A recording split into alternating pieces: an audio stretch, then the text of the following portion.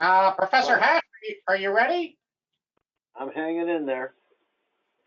All right. Hey, what is the admission to Notre Dame for the dummy package? I'm not sure here, but I think we're going to treat you like a human being, okay? Oh, I can't afford that with what Alan pays me. He's ridiculously low wage here. Will there be any other dummies there besides your speakers? Uh, Marty Schenkman will be virtual. Oh, okay. That's nice. I like Marty. All right. Jerry, thank you very much for joining me. Thank you very much, attendees. We're very, very excited to show you some of the new features of Estate View, to show you some estate plans that I've been working on, that Jerry's been working on, and to generally have a good time. There are no continuing education hours available today because the presentation is not good enough for that. You can go to the inverted box there and put in your questions. You click on the upside down pyramid, sing the King Tut song by Steve Martin, and then type upside down and we'll answer your questions. We've already got 4 of them. Thank you. I have set up a little YouTube page where you can go and see the videos of some of the Notre Dame speakers. They were kind enough to give us introductory videos. I learned a lot watching the video. I know what to read before I go to the presentation. And this is all about the Notre Dame Tax and Estate Planning Institute. Jerry, you want to just take a minute and explain the compelling need for everyone in the United States to attend this? Well, interestingly enough, because it's not that easy to get to South Bend, and a lot of people are just reluctant to travel, we have an alternative where if you don't want to attend in person, uh, you can actually get all the materials emailed to you in advance, and at the conclusion of the institute, we will mail you a flash drive with all of the recordings, which basically means if you want to listen to all 26 sessions, you can do it at your leisure. And it's part of the registration materials.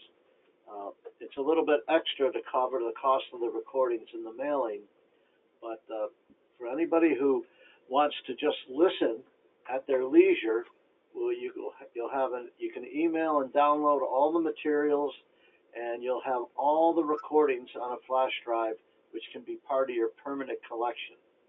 A lot of CLE programs, they'll make the recordings available only for a limited period of time, say a month. So it's a nice flexible alternative for those of you who cannot travel or are not inclined to travel. Right, and I've had a lot of clients buy the tapes, and they learned a lot. Jerry's presenters are wonderful. It's a full 60 minutes. We are all required to submit white papers. Jerry reviews the white papers, tells us to put more things in them. So this is a really, really good conference later this month in South Bend, Indiana. Obviously, I want to talk about Estate View. We do have an Estate View website, and we have at our Estate View website, we've got an educational site where you go to the Estate View picture there, you click on each calculator and you get a video. So we have a 30-day money back Jack keep the book Brook deal. If you buy Estate View before the end of this month, we send you your choice of the Corporate Transparency Act guide, which was written with Marty Schenkman, or the Asset Protection Trust handbook. And then you keep that book even if you get a full refund on Estate View, which the best version of Estate View is $4.99 a year. So, and if you go to our website at estateview.info, if you're with Lissy or Interactive Legal or Ultimate Estate Planners or Tom Dixon's Financial Experts Network, you can click in through there and get a little bit of a discount. And there's how to find our video library. That's what our subscription page looks like. And now I'm just going to bring Estate View up. And I wanted to start with what's exciting right now, I personally don't think this is going to happen, but there is the possibility of the estate tax exemption going to $3.5 million. It could happen sometime next year. I personally don't think it's going to happen, but I've already had clients make appointments with me and make sure they did a 15-minute call and said, we want to make sure that we can get on your book for after the election, because if the estate tax changes fast, we want to finally do what we should have been doing the last 5 years. So it's going to scare the procrastinators out of their houses and into our offices. So what I've got here, and I will start with the plan. Go ahead, Jerry. For me? Oh, I'm sorry, I thought you were going to say something. No, I'm just listening. Okay, so I've got a couple of people, William and Eddie, and they are in their 60s. One's going to die in about 10 years. One's going to die in about 20 years. They're saving about $100,000 a year for a few years. Then they're going to start spending a net of $50,000 a year, aside from their Social Security and pension. And they have an $8 million estate, which is a respectable estate, but they've never worried about federal estate tax, even though maybe they should think about it. Their investments are growing, let's say at 7.75% a year. They've got a $750,000 home.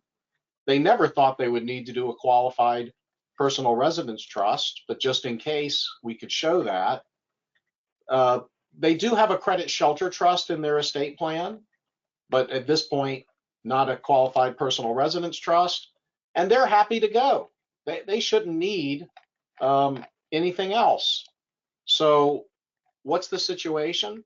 Assuming that the estate tax exemption stays where it is, and I go to my lightning bar. So those of you who are Estate View users, there's two places where you're going to find this.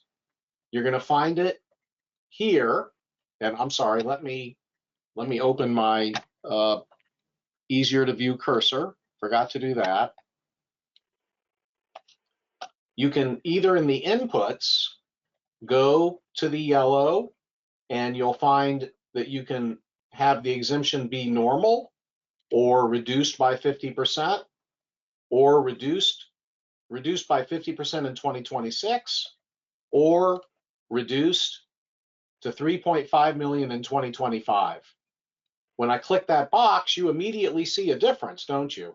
A little bit of an estate tax, even if they died in the next 12 months in 2025 with that small estate, relatively small, they're looking at a $904,000 federal estate tax.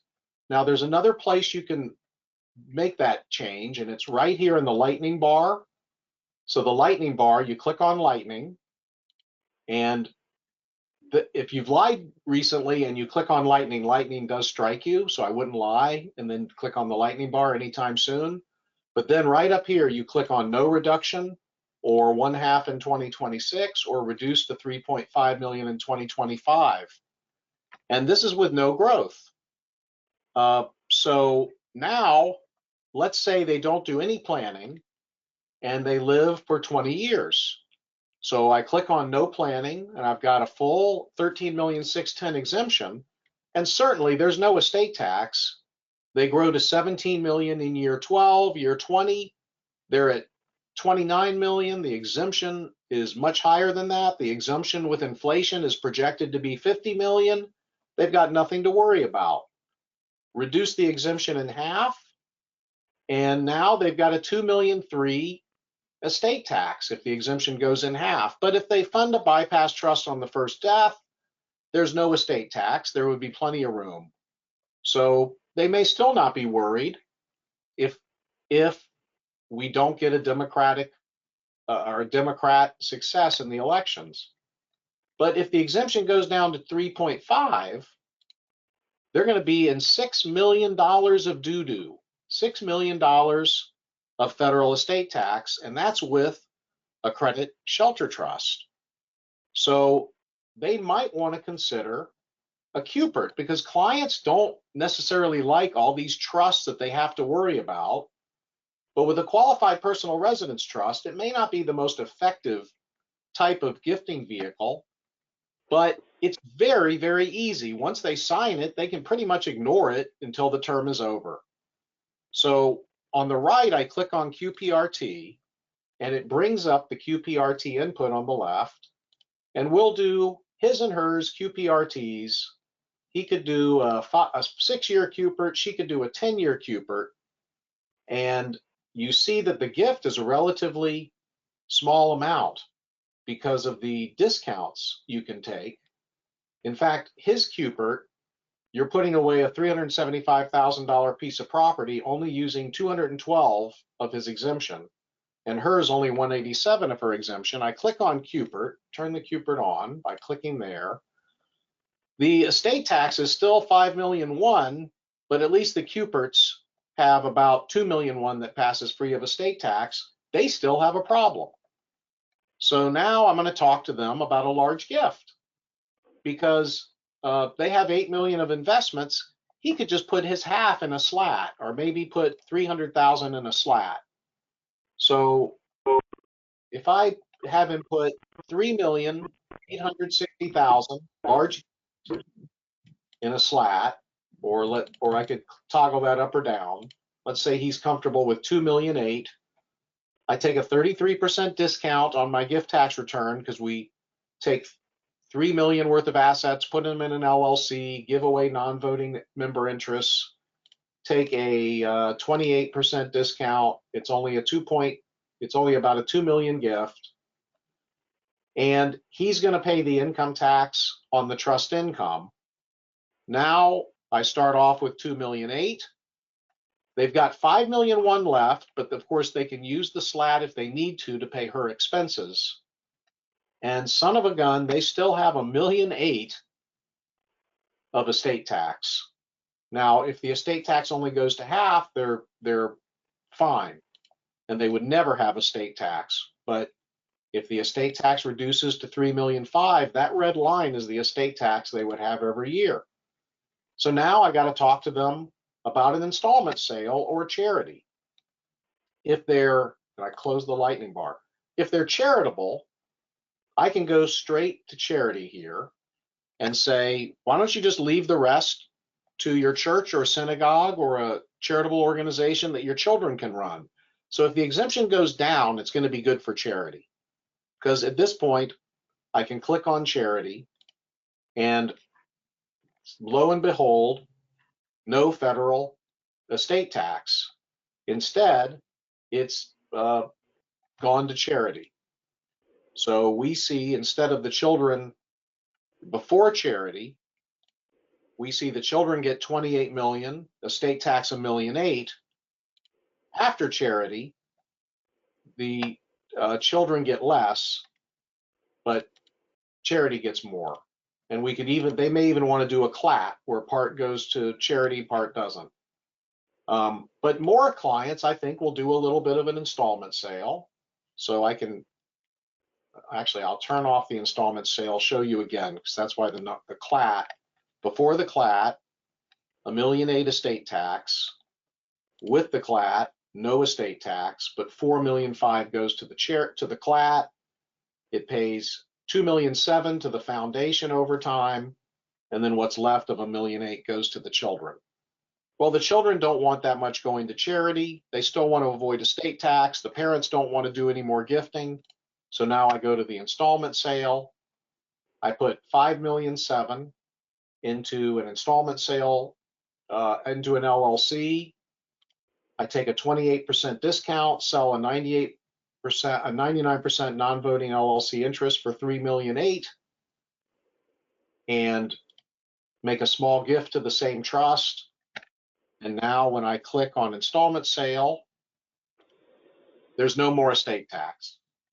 So there's going to be, I don't know what you think, Jerry, but I think there's going to be a lot of estate tax planning if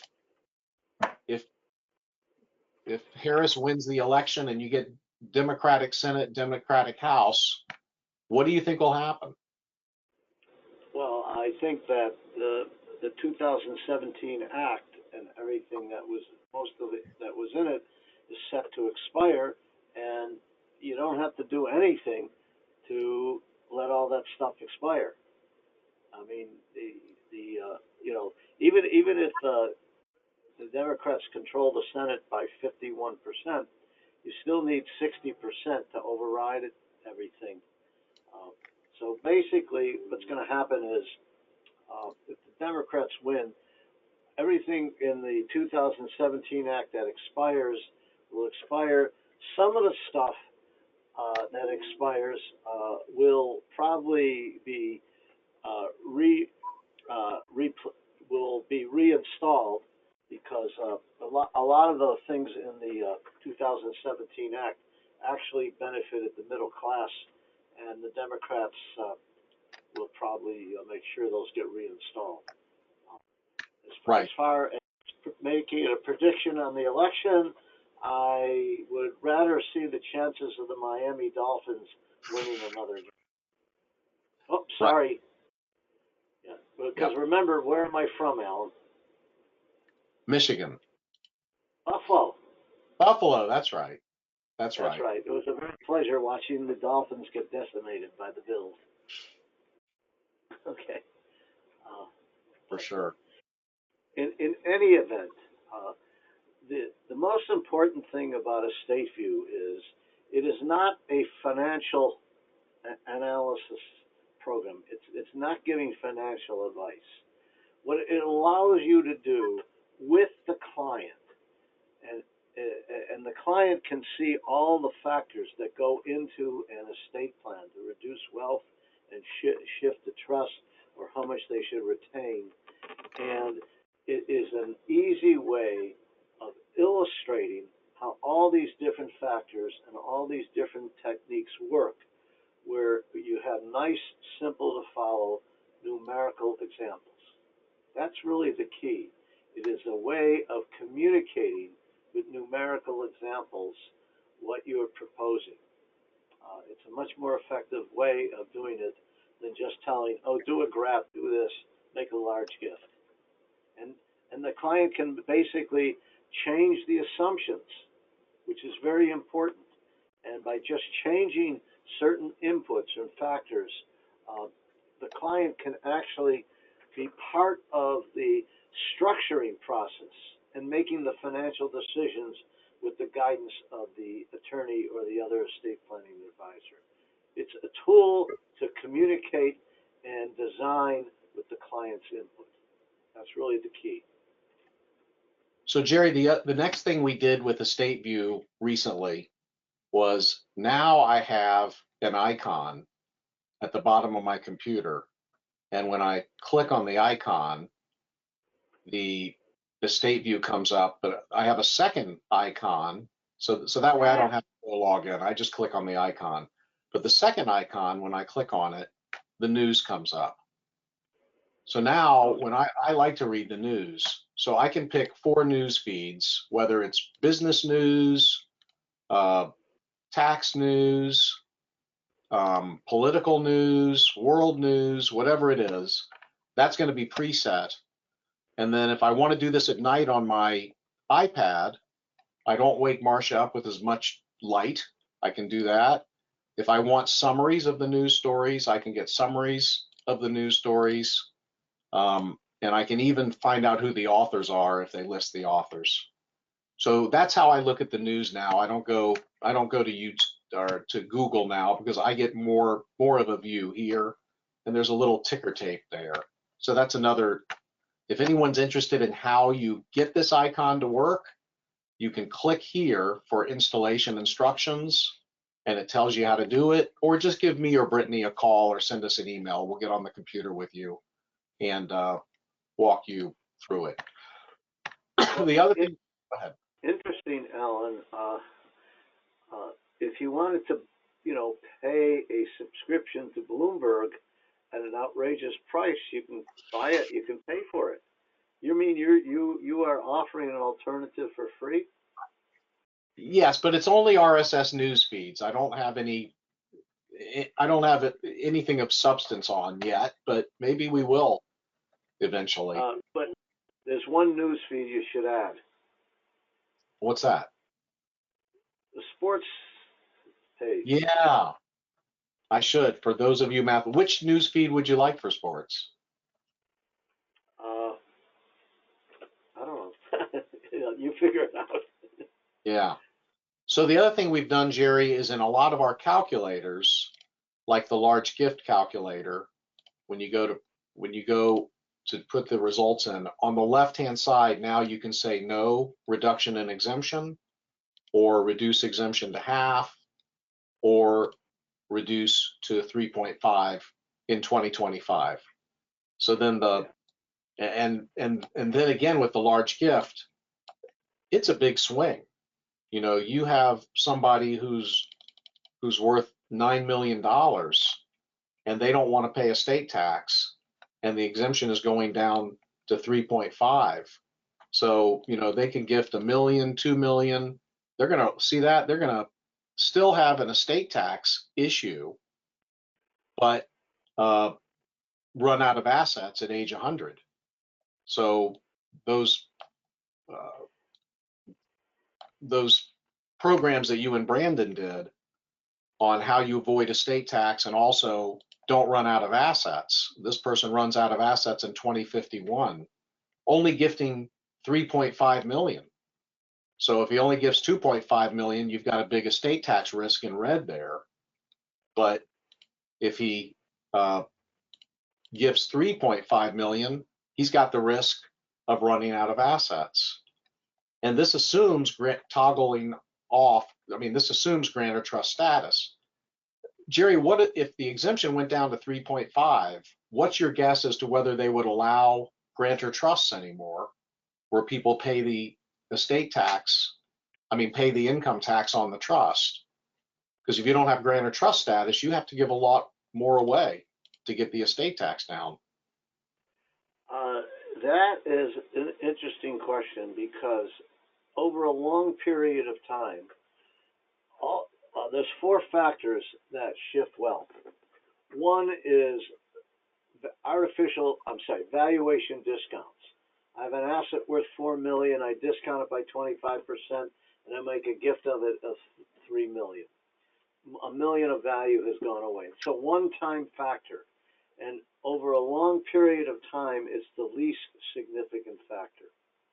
The other factors, which are much more important, are the financial leverage, which is very simple.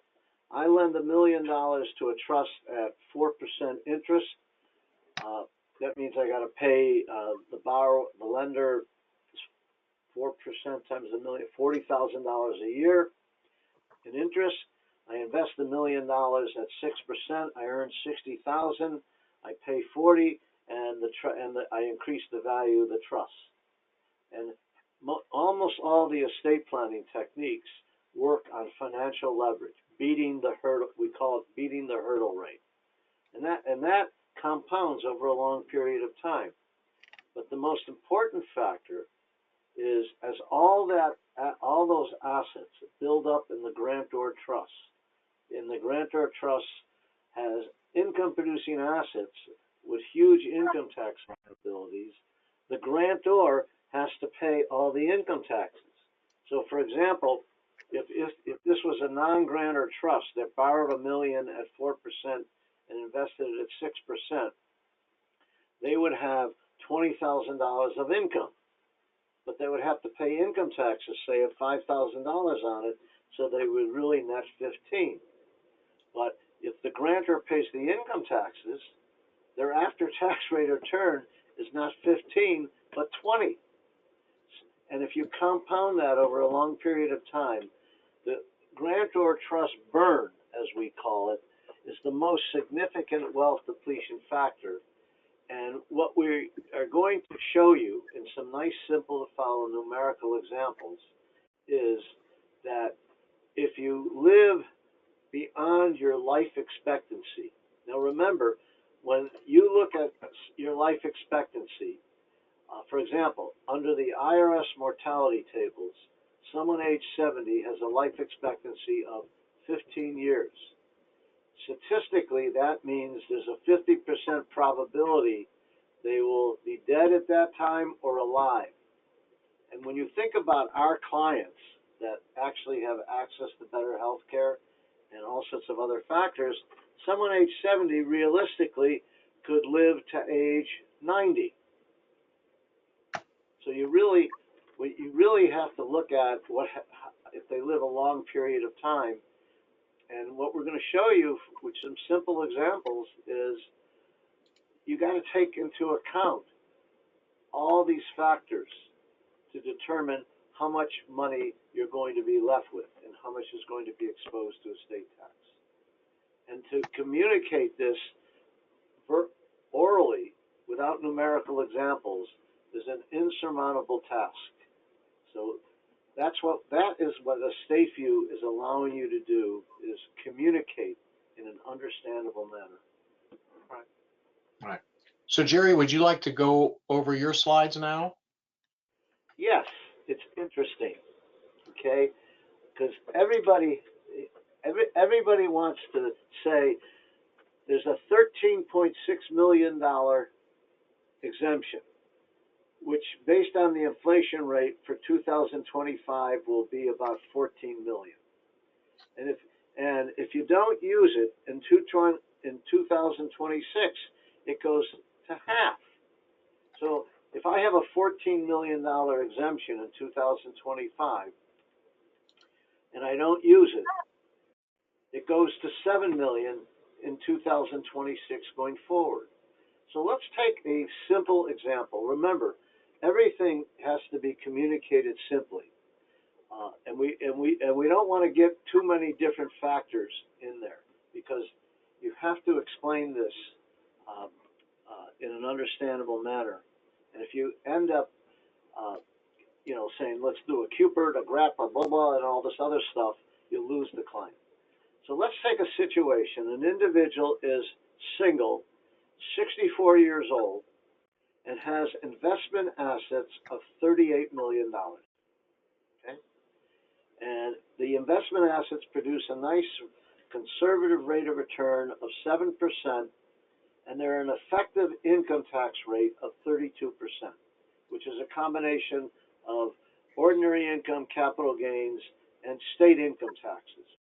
Now, if this individual was in California, where the state income taxes can be as high as 13.3%, it's much better to do income tax planning for somebody in California than somebody in Florida where no state income taxes. Unfortunately, we don't live, we have too many Florida clients and not enough California clients. Okay. All right.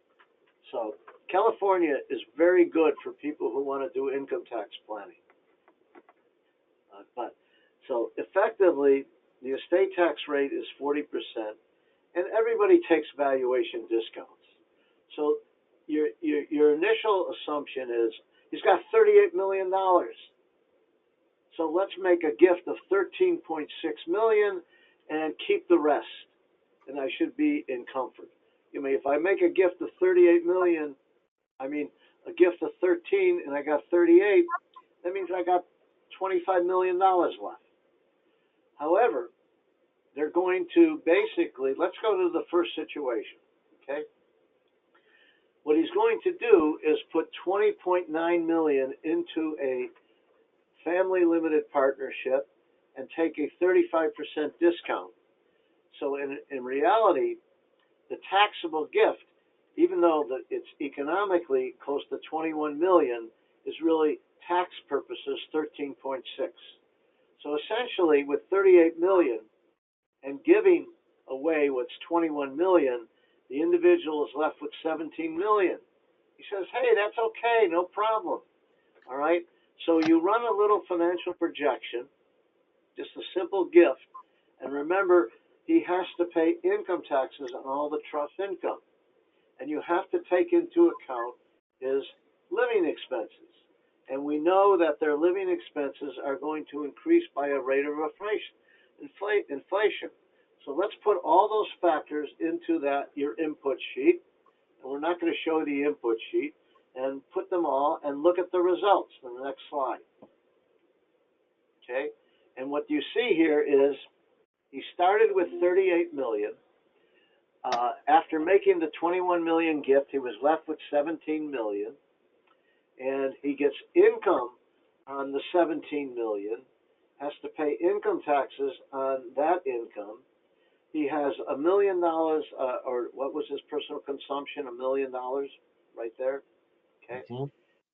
and but when you take into account what we call the burn, you can see in the beginning it's not that great. However, as time goes by, you see something very interesting. Look at the assets in the grantor trust on the far right-hand side.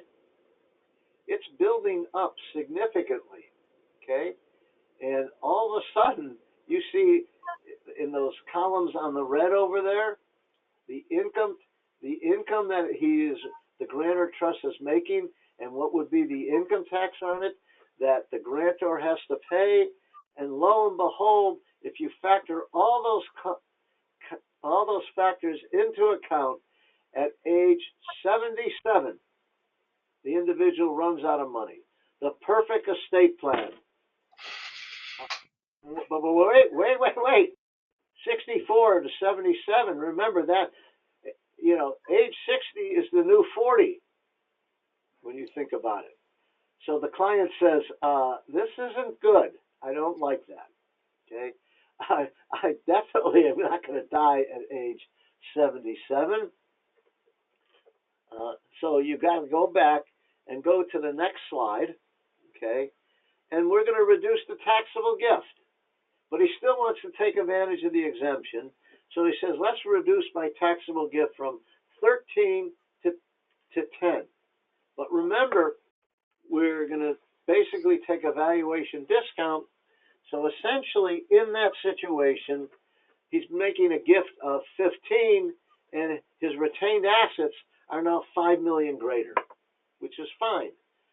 So now we look at the next slide, which is all the financial projections, and it turns out that by keeping more and giving away less, he has more money, and now he runs out of money at age 84. And unfortunately, the client says, no, I'm still going to be playing golf. Maybe I'll play on a 3-par course, but that's no good. Okay? So the client says, I don't know, let's basically forget about the exemption and go to the next slide and say, I know that if everything goes back to 2026, when the exemption will go to half, I'll have an exemption of $7 million. So there's no rush to do anything this year or in 2025. If the Democrats get in, it's pretty certain that it will revert to 7 million, and I don't think they'll be able to get legislation in to reduce it to 3.5. But don't ever ask me to make predictions about politics. Okay. All right.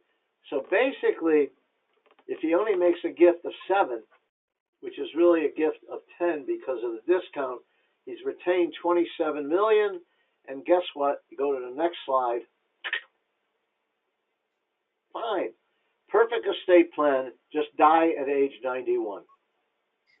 And the client says, you know something? You just told me what's the probability I will live to 91?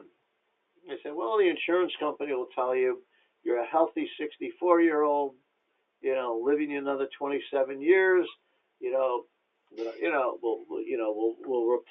replace your heart valves and all that other stuff, and you're going to live to 91. So the insurance company says you're going to live to 91. So perfect estate plan in this situation, and the client says the insurance company's wrong. There's a possibility I could live to 100. I see on the Today Show every day they announce people who are celebrating their 100th birthday. 10 years ago, they never did that. So basically, go to the next. So the client says, I want to ensure that I'm going to live a long time and have enough assets to at least age 100. Well, in that situation, let's make a taxable gift of $4 million, which means I'm keeping $31 million. Now the gift is really $6 million because of the discounts. And so now you look at the next slide and you show the client, guess what? Very simple. You can, if you live to 100, that's great. And now the client says, I don't really need to maximize my taxable gift. Everybody's saying, take advantage of it, but you're telling me I don't really need it. And this is a nice way of explaining to the client so that they can have part of a decision in the financial decisions that are made in part of the, just in a simple gift. Alan? That's very good. Now wait, hold on. Suppose somebody has the same individual, instead of having 38 million, has $69,500,000. And he wants to maximize the taxable gift. Okay? So which is really going to be 20 million. So he's going to make a gift of 21 million and keep $48 million. Should this person make a taxable gift of the maximum amount using discounts? And you go to the next slide and you see, guess what? Okay, that what happened there? I don't see a spreadsheet. I guess we're missing the spreadsheet. Spreadsheet 5. Spreadsheet 5. I got spreadsheet. There it 4. is. Okay. Oh, okay. Beforehand? Yeah. See, gave away 21 million, kept 38 million, and at age 100, they run out of money. So the point is, if you have a single person and they're relatively young from an estate planning point of view, in this situation, you need, in order to maximize the taxable gift and ensure that they're going to live, they're going to have enough money for the rest of their lives, and they live to 100. You need $69 million, and Okay. that is something that is not being communicated. In other words, for anybody with a net worth that seems to be exposed to estate taxes and everything else, they don't necessarily need to maximize their taxable gifts, especially what we call the middle class of estate planning, with a net worth of less than $30 million or less. You saw someone with a net worth of 38 million. Shouldn't need it. So the nice thing about EstateView is you can just put in all the assumptions, and the clients can see it and help you make the decisions. You know? Yep. Very good. So let me show that large gift calculator, because that's what you use to create that. So I'll go to calculator, or go to home, and then I go to the large gift calculator. We have standard, pro, and pro plus. 95% of our subscribers use pro plus. So I'll just go straight to pro plus. And there are all the questions that you need to ask the client, slowly but surely. And some people say it's too complicated because there's too many questions, but these are the questions you need. You know, it was Einstein who said, reduce it to simplest, but not too simple that it doesn't work. So will the exemption go down to half, or will it be 3.5 in 2025? Or do you have a surviving spouse, in which case you show a credit shelter trust and a Q-tip on the first death? Will the spouse split the gift with you? Age, in which case it tells you the life expectancy. As Jerry was saying, if you're 70, your life expectancy is 15.4 years.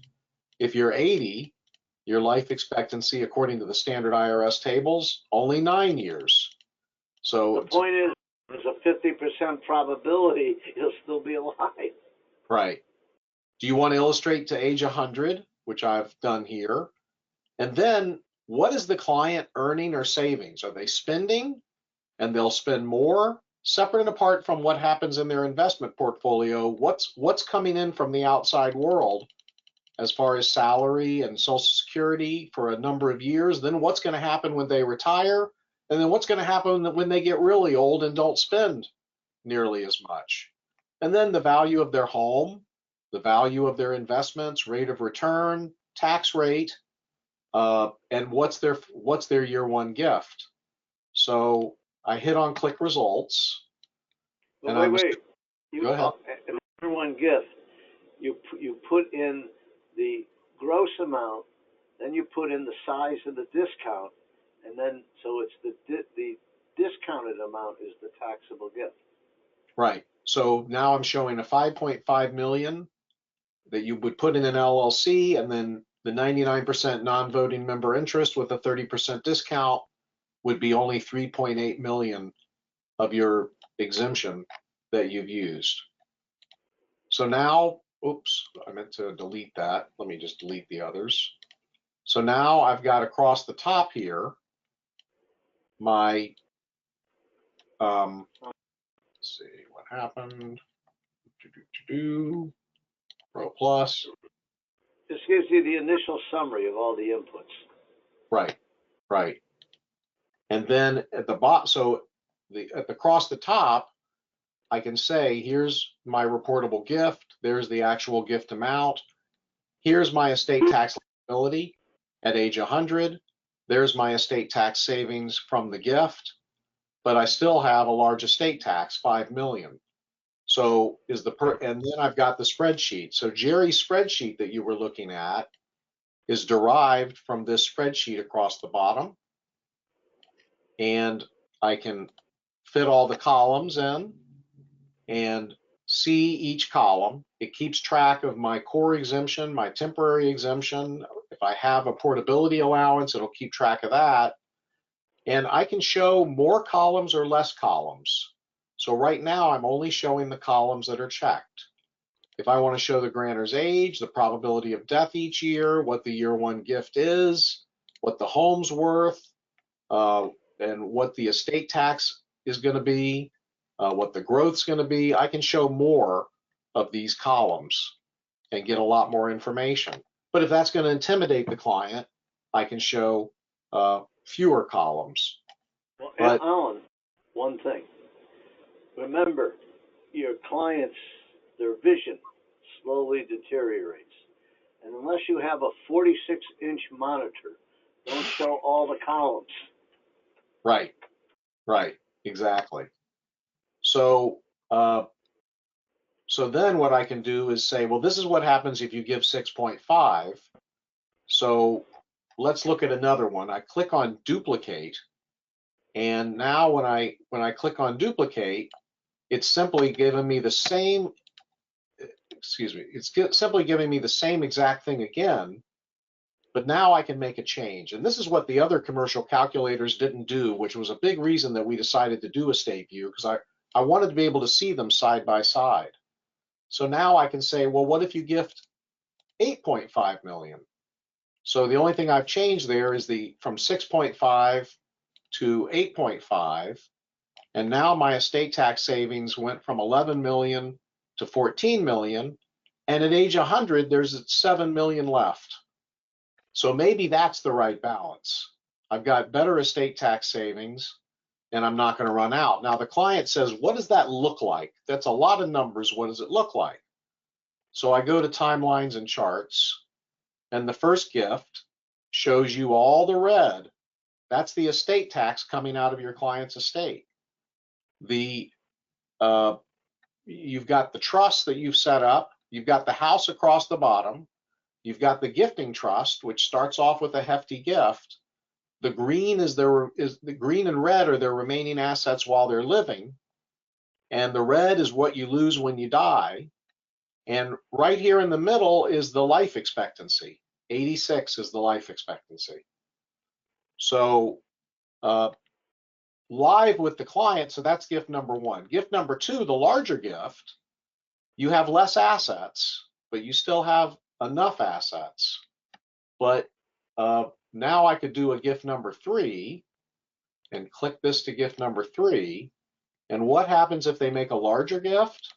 Well, that's where they run out of assets. If they give 10,000,005, there's still a little bit of state tax, but they're going to run out of assets in 2047 approximately. But then I can say, you know, I could toggle off grantor trust status. So what if the trust pays its own tax? And No, wait. Go ahead. In other words, when you are showing this and the grantor sees all the impact of what we call the burn, you say, even though you set the thing up, there are a number of things that you can do, because remember, these are just projections. The projections will never be exactly what happens. It's just a guess. So the client's going to say two things. What can I do immediately to reduce the burn, like reduce the amount of the gift? That you can do immediately. But suppose the client says, I want to maximize it now, but if it gets too onerous and the burn starts to deplete too much, what can I do in the future to basically toggle off the grantor trust burn? And are there ways of doing it, Alan? Yep. Yeah, absolutely. And I can go back to that view and go back to the third gift, and I can reduce the gift a little bit. And then let me see, what gift am I on? I'm at gift number two. So I can show them, if you're gonna give more, you could run out. But if you let the trust pay its own taxes, then you're not going to run out. If you toggle off grantor trust status from inception with a 9,000,005 gift. But the other thing, Jerry, that you could do, that's what I want to go to next, but I'll just show you real quick. In this calculator, you can also go ahead and show a private annuity. It's complicating things, Alan, one thing at a time. Right. Remember? Right. Yeah. But yeah. The point is when you make an outright gift, you don't have to change any of the beneficiaries in the trust. But all you can do is what we call toggling off grantor trust status. There's certain powers in the trust agreement that create grantor trust status. And all you have to do is have that power eliminated. Like, for example, you show a projection to the grantor and you show, by the time I'm age 88, I got $6 million left. I'm very comfortable dying with $6 million and paying estate tax on $6 million. So essentially, you can basically terminate that power, and all of a sudden the trust becomes a non-grantor trust and has to pay its own income taxes. Right. So Jerry, just for those watching to try learning how to use this large gift calculator, the other thing I can do is I can go to Trust Logistics and I can show the client, here's what happens if you don't do any planning, 16 million estate tax. Here's what happens with a 6,000,005 gift, 5,000,003 of estate tax. Or here's what happens if you do a $9 million gift, and here's what happens if you do the other gift. So it's all about illustration. And then when I click on general explanation, I can go ahead and illustrate all three of those gifts by generating PowerPoints. Clicking on summary, now it's generating the PowerPoint. It also works on the iPad, by the way. It works on Apple computers. But now Now I can show them the large gift, and I'll send everybody this PowerPoint after the presentation. But it's good to be able to show them, because now you can show them the actual numbers. So Jerry, let's go back to your PowerPoint now. Let me find your PowerPoint. And do you want to talk about private annuities? Well, yeah, this is very interesting. But before, you know, basically anybody, regardless of their net worth, they're always going to say at a certain point in time, I want to retain a certain amount of income producing assets, even though it might be exposed to estate tax, especially someone who fully utilizes their maximum 13.6 million exemption. Okay, and even if it's retained, it's not going to be, they've used it, you used it all. Every time it increases for inflation, they'll use a little bit more of it. So basically, you take someone with $50 million, and I can basically design a structure so that at age 97 or whatever they want, they'll have no estate tax at all. And the client says, I don't care. There's a certain point in time where I am willing to retain, I want the financial security of retaining a certain number of income producing assets just for the financial security to know it's mine. And I don't care if I'm going to pay estate tax. So if I want to retain, say, $10 million of income producing assets that I know will be exposed to estate tax, that's a decision the client will make.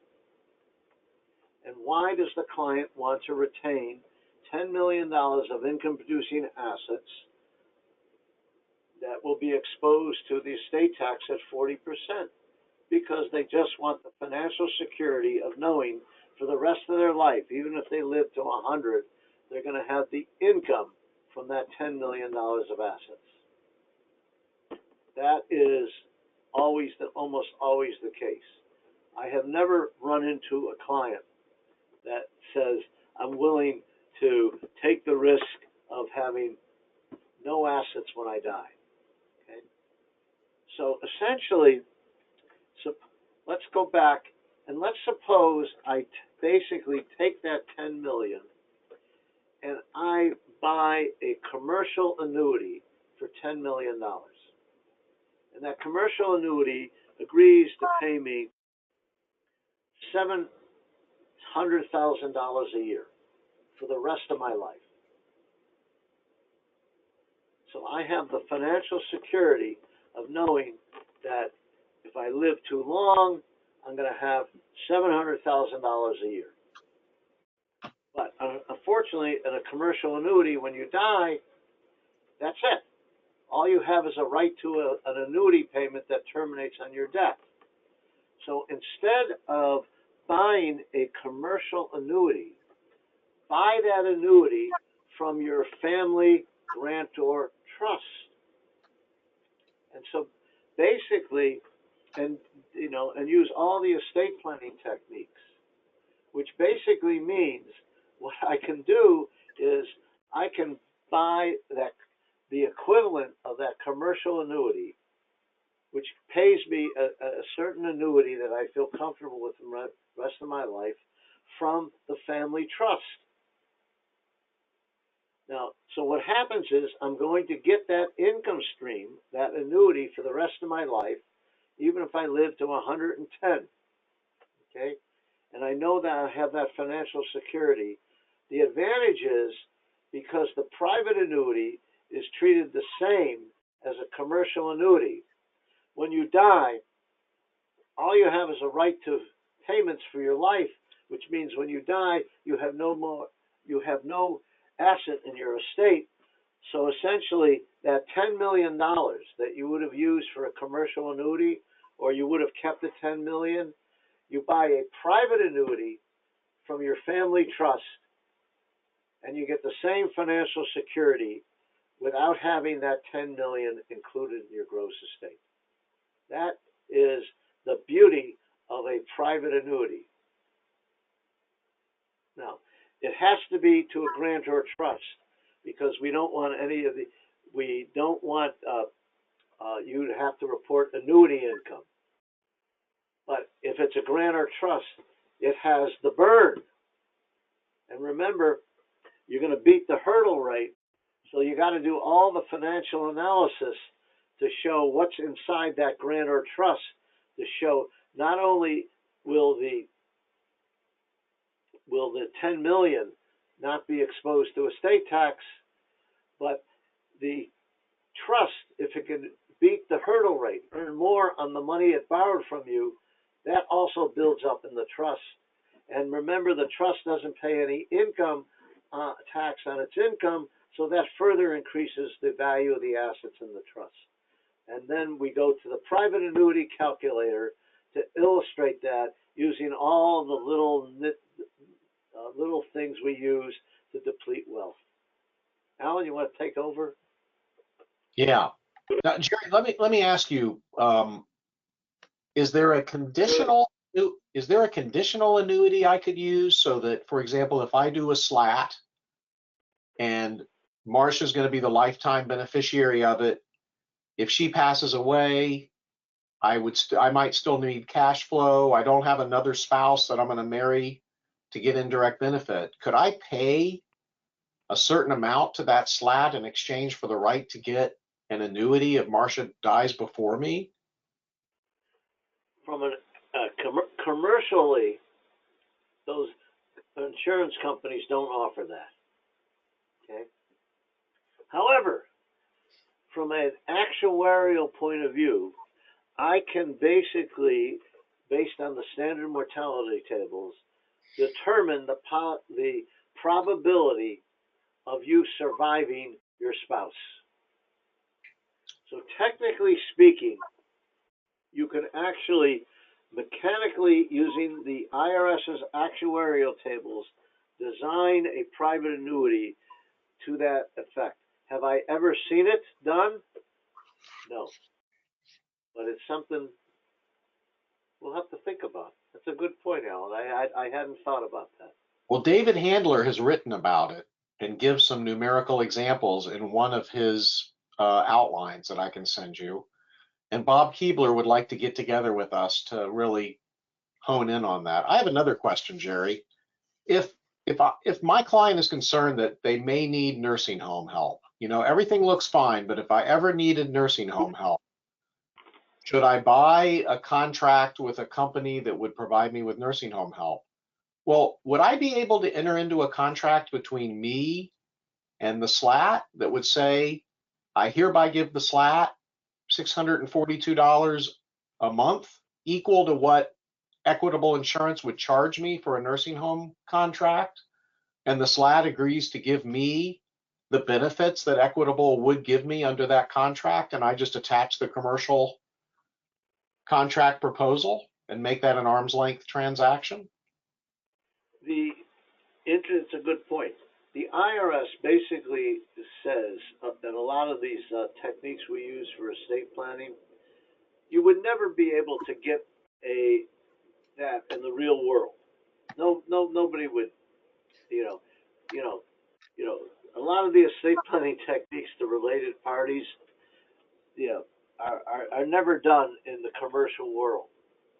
But because that is a viable commercial product and it can be priced realistically, there should be no reason why you can't do it privately as opposed to buying it the same insurance from a commercial company. So a SLAT with nursing home benefits would be, I think, a good idea to think about. So Jerry, our hour's up. So what I want to do for the benefit of people who only wanted to spend about an hour, I want to go over some of the questions, and then I'll show the private annuity calculator since you've been talking about private annuities, and then we can call it. So let me see. I'd like to understand the implications of gifting a residential property owned by a parent to a beneficiary to secure a step up in basis before the estate tax limit expires.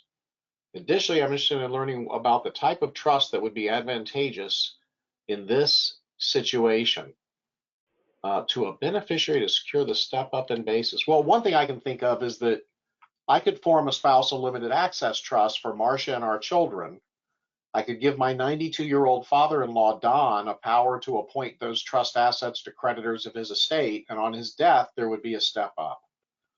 Or I could give my building to Don as a gift, and then maybe it could be inherited back by Marcia if he doesn't die within a year of the transfer. There's other stuff you can do, but maybe that helps. In other words, you have an elderly parent who has never used their estate tax exemption, and you give and suppose they die when the exemption is $7 million, okay, and you give them a general power of appointment over an asset in the trust worth $7 million. So because you gave them a general power of appointment, it's included in their gross estate. They don't have a large enough estate, but they still get the step up, and you still get the step up in basis. Super. It's a basis boosting technique. The only thing is you need an elderly parent with remaining estate tax exemption. Right. Now, if they have 10 million of exemption and you give them a power of appointment over an LLC that has 20 million of assets but owes a $11 million note to another entity, you might get a 20 million step up. I don't think the law is clear on that. Well, actually it is, because you're acquiring it subject to a liability. So you would get a basis of 20 million by including the 9 million of equity in your gross estate. Yep. And then, Jerry, somebody asked if we're going to do the Kettering Hospital event in Dayton, Ohio again this year, and we are. And thank you, Gang Lou, for asking about it. He was there. He enjoyed it with Ed Morrow. I'm not sure who the third speaker is going to be this year. Well, what was the biggest advantage of being in Dayton, Ohio, Alan? Remember what I did when we were driving around? Oh, the ice cream. Where was that? What was that ice cream place? It's in Cincinnati. It's called Grater's Ice Cream. It's the best ice cream around. It was very good. It was very good for sure. Okay, so then somebody wants to know about putting IRAs in slats, and you just can't do that. And when you have clients with large IRAs, Jerry, you know, they're kind of stuck, they're dead in the water unless they're gonna, and I have had clients where we've paid the income tax. Somebody was on their deathbed and we ran all the numbers and decided it was better to cash the IRA in, pay the income tax, do a private annuity, or do a discount, because you can't discount those things. What do you do? Well, actually, if you run the numbers, and this is, somebody who is now taking the RMDs, okay, which is now age 73, okay, and interestingly, it makes sense if let's suppose you got 10 million in your IRA, and you want to take a distribution. Well, first of all, I would take the distributions out when you're in lower income tax brackets and move to Florida before you take the distributions out. And then, and you pay income tax at ordinary income rates on those distributions. What you would do is invest the distributions in something that produces income that's not subject to tax. So you can put it into tax-free municipal bonds and do your estate plan with it, or the insurance people always have a greater solution for you. What is that, Alan? Life insurance. Right. Put it into a nice life insurance policy where the cash value will build up, and if you ever put it also in a trust, because once you have that cash, that after-tax cash, it's an asset that you can do any of your estate planning with. So sell it to a grantor trust for a promissory note at a discounted amount, and the grantor trust takes the money and buys life insurance with it. Right. Now, the income tax play, Jerry, have you seen the literature and spreadsheets on having your IRA payable to a 20-year charitable remainder trust so that the beneficiaries can take the money out over 20 years instead of 10 years or 11 years? Yeah, didn't we talk about that once? Yeah. It's actually the IRA is an asset. It is an asset with a zero income tax basis and a market value equal to whatever the balance is. And you can basically take that asset and do anything you want with that asset. So what you do is you put it into a charitable remainder trust for a fixed 20-year term. And that means the initial principal is paid out over a 20-year period. It's a pure income, a way of deferring. Remember, the rollover is 10 years. Okay? But if you wanted to have the income distributed more than 10 years, put it in a charitable remainder trust for a fixed 20-year term. And invade principal, and then it comes out as income, but you defer it. Right, Remember, but it comes out of capital gains income at the end there as opposed to all ordinary income. So that's another advantage. Well, that's if you do a NIMCRUP, but we're not going to get into that complication right now. Right. Somebody says, what is the life expectancy of a 102-year-old? So I'm going to go to the life. About it is 1.9 years. That's pretty neat. And if the 92-year-old marries a 65-year-old, the life expectancy is 27.8 years. That one of them will be alive then. I think I know which one it'll be. any other questions, Ellen? No, I'm just gonna, Jerry, do you need to run? I'm gonna just show them the private annuity calculator so they can see how it works, so they can see how to do it. No, if anybody's willing to stay on, I'm willing to stay with you. Yeah, we've got about 135 people. So here's the private annuity calculator. Sometimes it's good to start in the standard mode because it's just simpler. So again, it's going to run the numbers for you, so you can tell it which exemption will apply, and it knows that the 75/20 rate is 4.8%, and we can run. Did you know you can do a 1-year private annuity or a two life rather private annuity? So it would be smaller payments for a longer period of time if Marcia and I did one together. Here's the grantor's age. Well, and actually, let me tell you something else. I have a client. The husband is 77 and the wife is age 60. And if we do a private annuity just by her life at 60, it would be like $500,000 a year. But if we include her husband, who will definitely predecease her, it's a longer life expectancy. So if you want to do a joint survivor private annuity and reduce the annual annuity payments instead of just doing a single life, do it, because it makes practical sense if you're looking at this as a wealth depletion factor. Right. And so I'll go back here to the information input. So now the information input is on the left.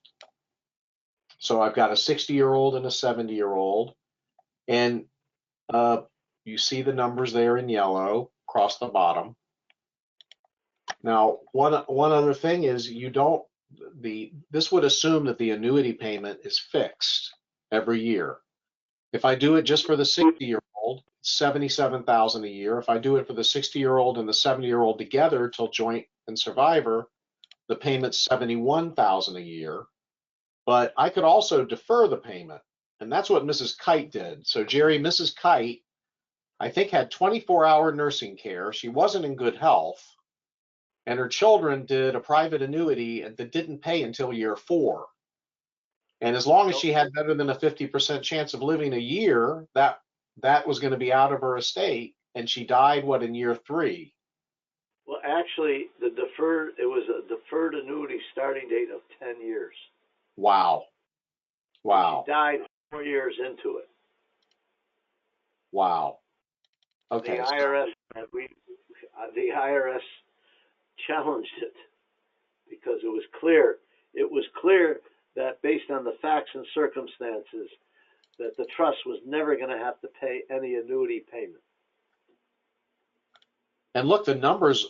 So if I have a 60-year-old and a 70-year-old, no payment for the first 10 years. In year 10, the payment begins at 155. If they both die before then there's no estate tax. But I wonder what that would look like on the 60-year-old. So I'll just duplicate the 60-year-old, click to a deferral of 10 years.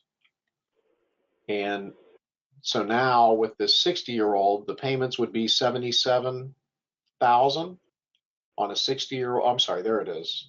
60-year-old. Go to number 4, defer to 10 years. And so now the payments are deferred by 10 years. The payments would be 181, but you know the client will never make it to year 10 in certain circumstances. So then, Jerry, what it also is showing us is the exhaustion test.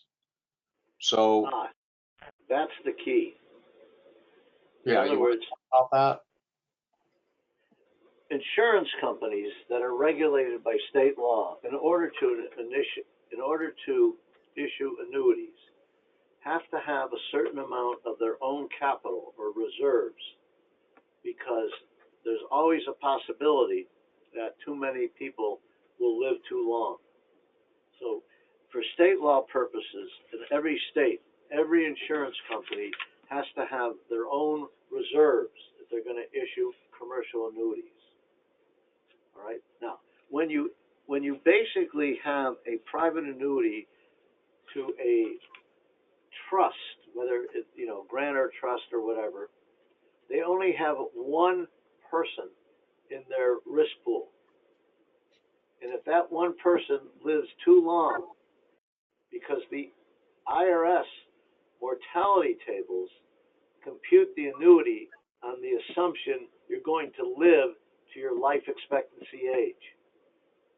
So if someone is age 70, the IRS tables, from a practical point of view, assume that you're only going to have to make annuity payments for 15 years. So they assume that you're going to pay out everything. But if you live too long, the IRS assumes you're going to exhaust your $1 million that you received as the purchase price of the annuity.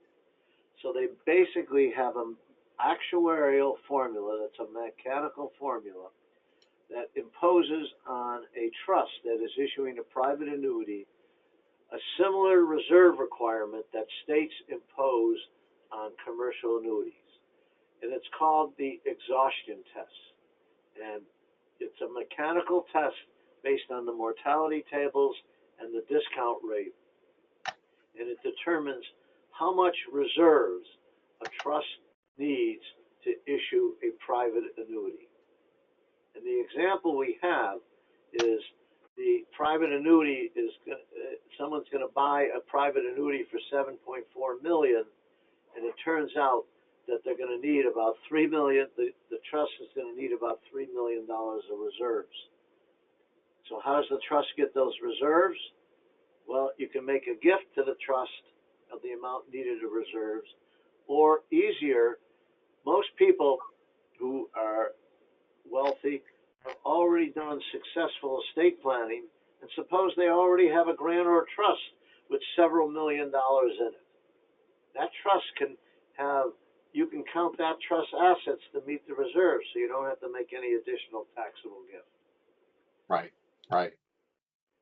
Okay, and then just to top this off a little bit here,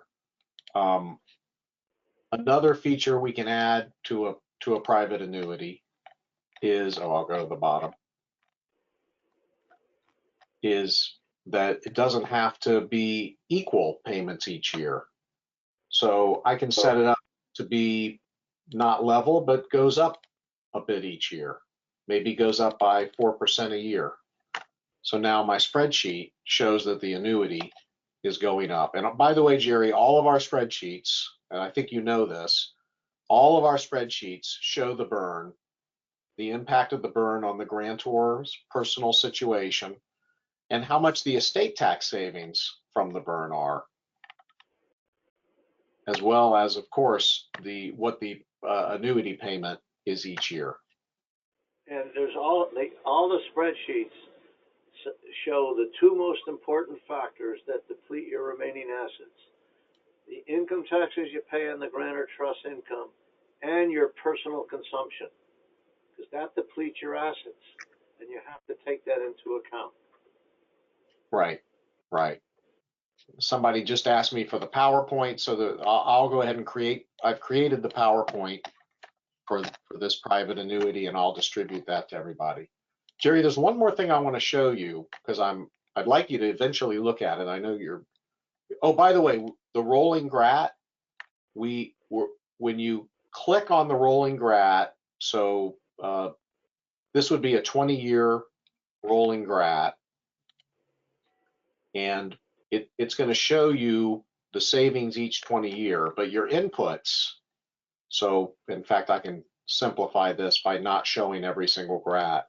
This shows you where over time from the rolling grat, over the years, you have these remainder trusts add up to a very large amount.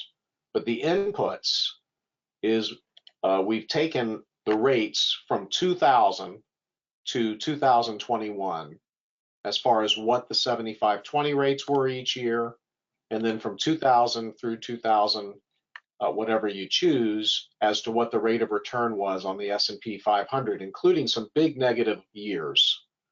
So you can fill in your own numbers, but that's what we're doing for the rolling grats. But Jerry, the one thing I wanted to show you that I think your students may enjoy is we have a letter writer program where now when you want to write a letter to a client, this forces you to think through whether you want to talk about the attorney-client privilege, whether you want to talk about conflicts of interest, whether there's a separate spouse that needs a separate counsel, whether there should be an inheritance agreement, what to tell the billing department. Is there, and then here's all of John Porter's business purposes. Is this to facilitate business involvement of the children? Is this to give decision-making authority to someone? Is this for creditor protection? Are you going to get charging order protection? Is this for income tax efficiency? Is this to protect from future spouses? Is this protect from your present spouse? So you can put all of these things in the letter. Are you going to refer the client to somebody? If so, are you going to refer them to a CPA, an insurance agent? Are you going to introduce them to a marriage counselor, which I do commonly and should go to one myself? And then what about a subspecialist lawyer? Should I refer them to a debtor-creditor lawyer and a securities lawyer? And then what about real estate? Do I need to get bank approval before I send a deed? Am I sending a deed? Do I recommend a survey? Or warn them that I'm not getting a survey? Do I recommend annual minutes for their company? Do I tell them about tenancy by the entireties? Once I select these things, I click on download letter. And once I click on download letter, there's my draft letter to the client with all of these things on it that I thought was important. If I have to draft this from scratch, how many hours would it take? It takes an hour. So it takes me 20 to 40 minutes usually to dictate this type of letter. So this is going to, and then it takes another 30. How long does it take my secretary to type it? And then how long is it going to take me to edit it, it's going to be a 2 to 3 hour process sometimes. So this will bring it down to an hour, and it'll make it easier to read. Or I could just say, I could just say to my client, my computer prepared the attached letter. I'm glad to customize it for you if you want, but please read it because it has important information. But I'd love for one of your students to help me write it so that it's better. Yeah, we can do that. But Yeah, the point is it lists all of the things that should be included, and you can pick and choose. For some people, you can in other words, you can custom design the letter by just picking and choosing the clauses that you want in. Most importantly, when you're doing an estate plan, you have to give the client a compliance letter, basically telling them all the things that you must do in the future. And it's a nice, efficient way of being able to generate it with the minimum amount of time. right, right. Okay, Jerry. Well, I think we've covered a lot of good ground. I was really happy when you said that you would appear last night, and I was really happy when you did appear, and I was super happy that the sound and video worked. That was great. I'm really looking forward to Notre Dame. Is that what, the week after next, or 2 weeks from? It starts on Wednesday the 25th, goes from Wednesday afternoon to Friday afternoon. So It's a really good conference because there's so many friendly people. It's the friendly Midwest, and it's only a couple hours from Chicago. You can fly into Chicago and then get a car to take you, or Southwest does go uh, to South Bend. So I hope we see some of you there. My email address is agassman@gassmanpa.com, and I welcome any questions, comments, or suggestions you might have, any improvements you might suggest for Estate View. Thank you very much, subscribers, and to the future subscribers. And Jerry, have a heck of a great day. thank you, Alan. It's always a pleasure. Take care. Yeah, take care. Bye.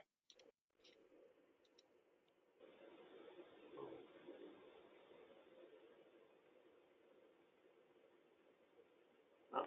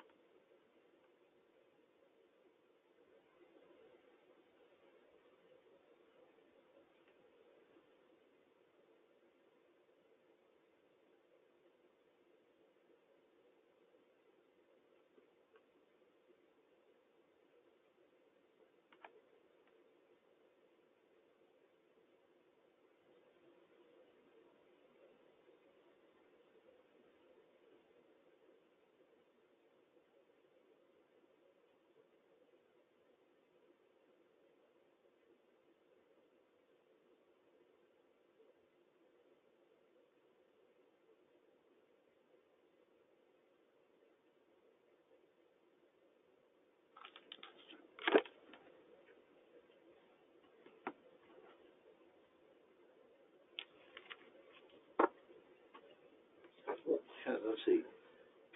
Our flight, yeah.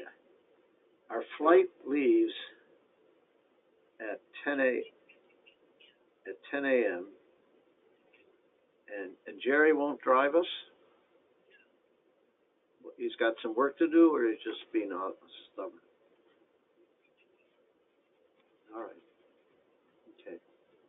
Because we're going to be gone. We're going to be away for 10 days.